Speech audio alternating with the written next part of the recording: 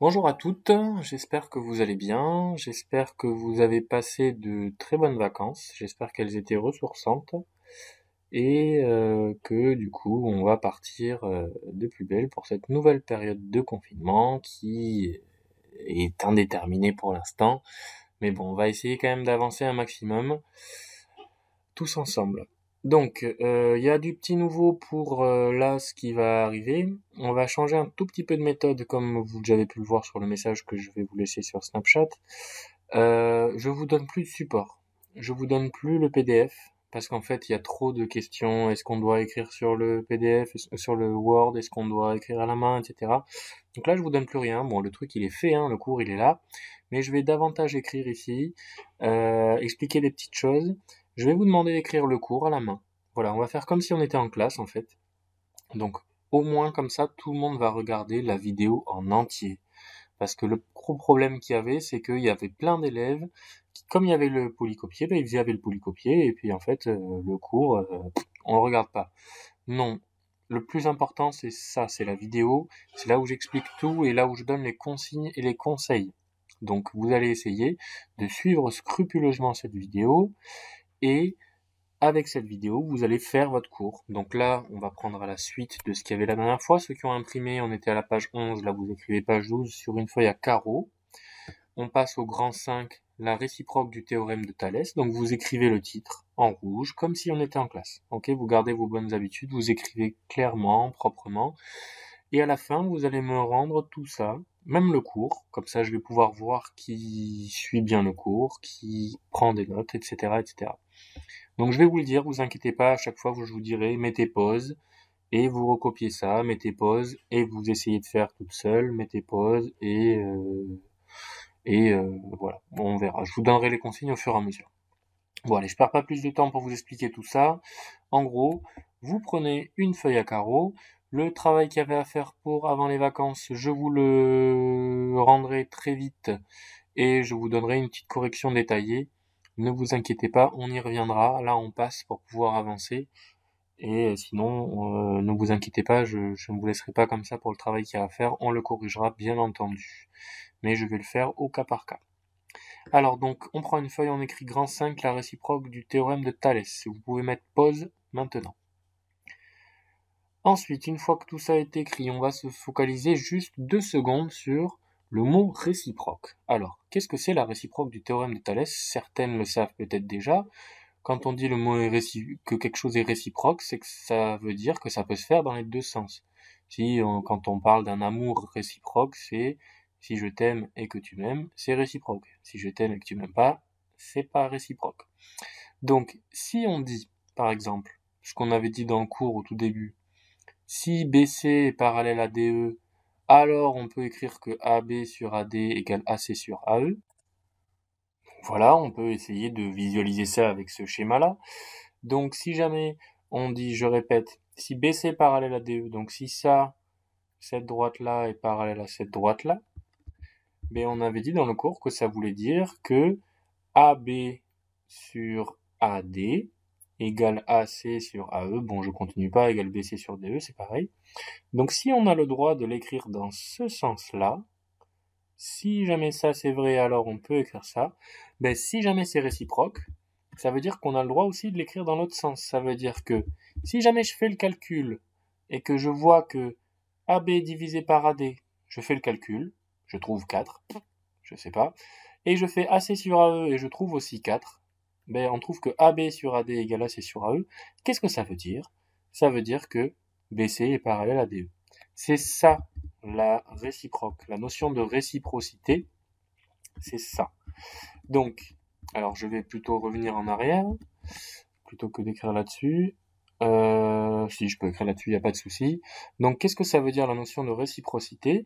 Ça veut dire que la réciproque reviendrait à dire la même chose, mais dans l'autre sens, ça veut dire que donc si AB sur AD,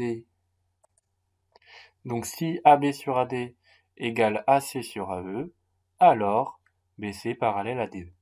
Voilà, donc en fait, ça c'est notre petite partie cours, ça là, c'est notre cours. C'est tout le cours, on va dire, sur la réciproque du théorème de Thalès. Alors il manque des trucs dedans, hein. C'est vraiment grosso modo ce que j'ai écrit là, c'est vraiment pour vous résumer le truc. De toute façon, je vous l'ai dit au tout début du cours, on n'est pas là pour chipoter avec les petits mots qu'il faut mettre pour que ce soit juste mathématiquement. Je veux que d'abord que vous compreniez le concept. Donc pour l'instant, on va pas trop se formaliser avec ce qu'il faut dire ou pas. On va juste essayer de comprendre qu'est-ce que c'est cette réciproque, ok? Et ensuite, je vous donnerai la vraie phrase mathématique qu'il faut mettre pour que ce soit correct mathématiquement parlant, ok? Donc pour l'instant, on comprend juste ça, le fait que ce soit réciproque, ça veut dire qu'on peut le dire dans l'autre sens. Donc la réciproque du théorème de Thalès, je lis le texte qui est là, sert donc à chercher à savoir les... pardon, je crois que j'ai fait une faute. Si les deux droites que l'on pense parallèles le sont réellement, en vérifiant si AB sur AD égale AC sur AE, par exemple. Ok, donc j'ai fait une petite faute là. Voilà, donc j'ai rajouté ça, vous rectifiez. La réciproque du théorème de Thalès sert donc à chercher à savoir si les deux droites que l'on pense parallèles le sont réellement, en vérifiant si AB sur AD égale AC sur AE, par exemple. Je dis par exemple parce que ça dépend vraiment de l'énoncé, des données qu'on a, etc. Voilà, donc ça c'est pour le cours. Donc là, vous recopiez ça donc sur votre feuille de cours après avoir écrit grand 5, la réciproque du théorème de Thalès.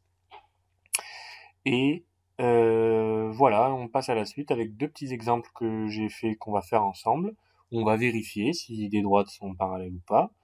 Et ensuite, je vous donnerai deux petits exemples aussi que vous devrez faire toute seule. Voilà. Voilà, donc premier exemple que l'on va faire ensemble.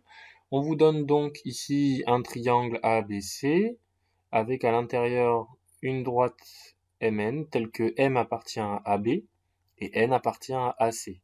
Les points A, M, B et A, N, C sont alignés dans le même ordre. D'abord A, puis M, puis B. D'abord A, puis N, puis C. Et ensuite, on vous dit que les droites MN et BC, elles semblent parallèles. On n'en est pas sûr pour l'instant, mais le sont-elles vraiment? Donc on va le faire. On va pour l'instant essayer juste de calculer ce qu'on peut calculer, voir si c'est égal, et puis si c'est égal, on va dire que du coup, d'après la réciproque du théorème de Thalès, les droites MN et BC sont bien parallèles. Si c'est pas égal, on va dire que d'après la réciproque du théorème de Thalès, ce n'est pas le cas, elles ne sont pas parallèles. Ok? Allez, on va commencer donc par écrire le rapport que l'on peut calculer si jamais vraiment c'était parallèle. Donc là, on fait une hypothèse. Donc on fait une hypothèse ça veut dire qu'on fait comme si c'était vrai pour l'instant. Donc j'écris si Mn est parallèle à BC, donc si lui est parallèle à lui, alors on peut écrire, alors qu'est-ce qu'on peut écrire? Alors essayez de mettre pause là pour l'écrire, les égalités des rapports. Donc je vous aide, hop, AM sur, je fais doucement, hein, comme ça vous pouvez essayer de réfléchir en même temps dans votre tête, sur AB, oui, je dis oui parce que je suis sûr que vous avez la réponse, est égal à AN sur AC. Et ensuite, la petite méthode que je vous avais donnée, rappelez-vous, on cache les A pour voir ce qui reste. Il reste Mn. Donc ici, donc Mn. Ici, je cache les A aussi. Et qu'est-ce qui reste? Sur BC. Voilà. Donc, si jamais Mn est parallèle à BC, voilà ce qu'on peut écrire. Mais bon, ici, si on veut vérifier ça, il faudrait calculer ça, vérifier que c'est égal à ça, vérifier que c'est égal à ça. Mais est-ce que là-dedans, on a vraiment moyen de calculer ça, ça et ça? Mais on va voir. On va faire comme la dernière fois, on va prendre notre stylo vert et on va entourer, surligner, allez tiens, on va surligner plutôt, en vert, on va surligner tout ce que l'on connaît. Est-ce qu'on a AM? Oui, 2 cm. Donc lui, je le connais. Est-ce qu'on a AB? Oui. Donc lui, je le connais aussi. Est-ce qu'on a AN? Oui, 2,5 cm. Je le connais, je le mets en vert. Est-ce qu'on a AC? Oui, je le connais. Est-ce qu'on a MN? Non. Est-ce qu'on a BC? Non. Donc en fait, cette partie-là, on n'a aucun moyen de la calculer. Donc on ne peut pas s'en servir. Donc ce qu'on va faire, c'est qu'on va se servir uniquement de ça. Et qu'est-ce qu'on va faire? On va venir vérifier si ça est vraiment égal à ça. Est-ce que ça est égal à ça? On va le vérifier. Donc ce qu'on va mettre, on ne va pas écrire que c'était égal. On n'a jamais dit que c'était égal, hein, parce que là on a mis un si. Donc là, il faudra toujours faire attention à ne pas encore écrire que c'est égal, parce qu'on ne sait pas si c'est égal. Pour l'instant, on n'a pas calculé. Donc, il va falloir faire bien attention. On a deux calculs à faire. On va calculer d'abord AM sur AB et ensuite AM sur AC. Donc, j'écris calculons AM sur AB. On fait le calcul. Donc, calculons AM sur AB. Ça va faire AM, c'est donc 2. Sur AB, c'est 2,4. On prend sa calculatrice. On fait AM sur AB. Alors, ça nous donne 0,83. On va arrondir à deux chiffres après la virgule. Alors, c'est 3, 3, 3, 3. Donc, je mets 0,83. On a trouvé quelque chose. Et maintenant, on va essayer de faire la même chose avec l'autre. Donc, calculons AN sur AC. Allez, je vous laisse essayer de le faire. Calcule AN sur AC. Donc, ça fait 2,5. Si vous voulez le faire toute seule, c'est maintenant qu'il faut mettre pause ou jamais.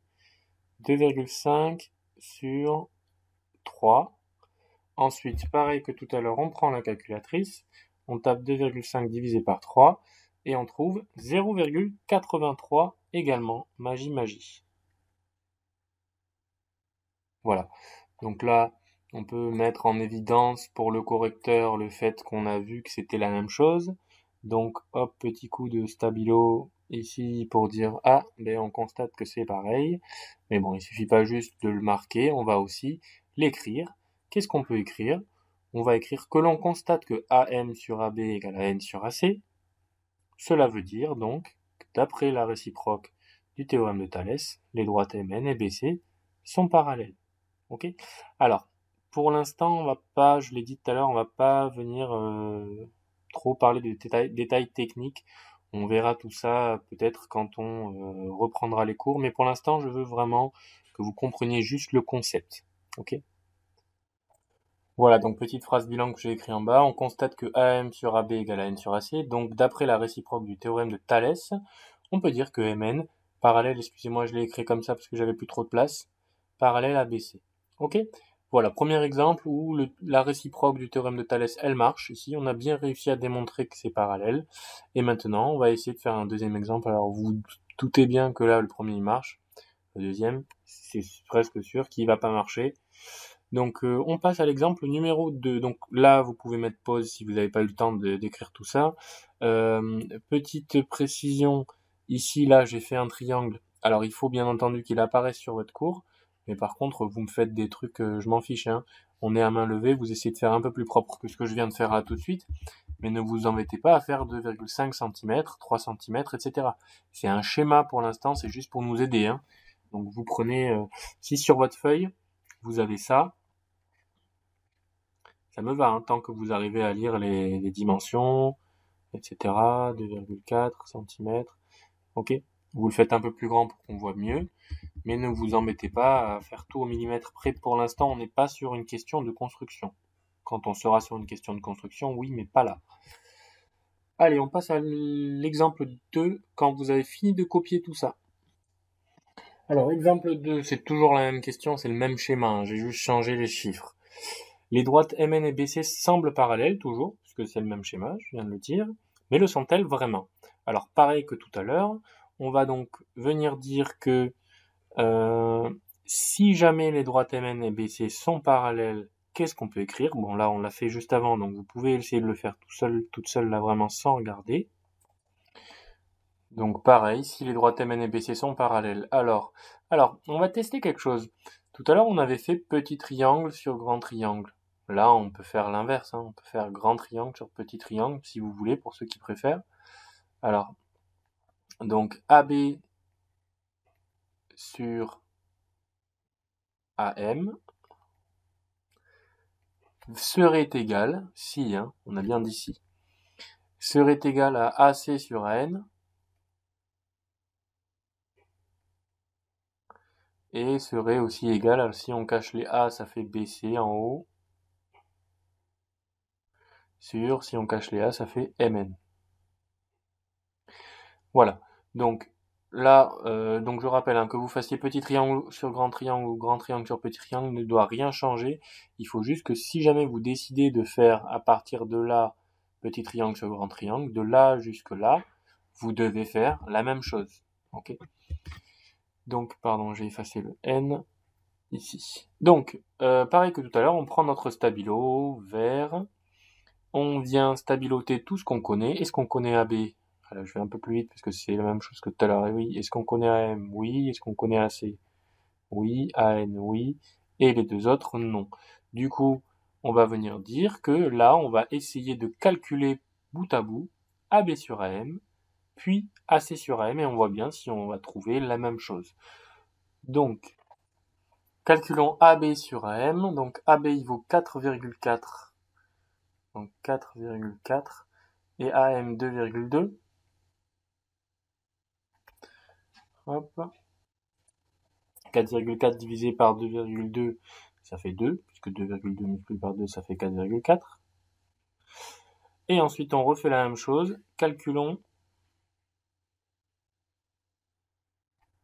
AC sur AN. Hop. Donc AC, lui, il vaut 5,5. Et AN vaut 3,5.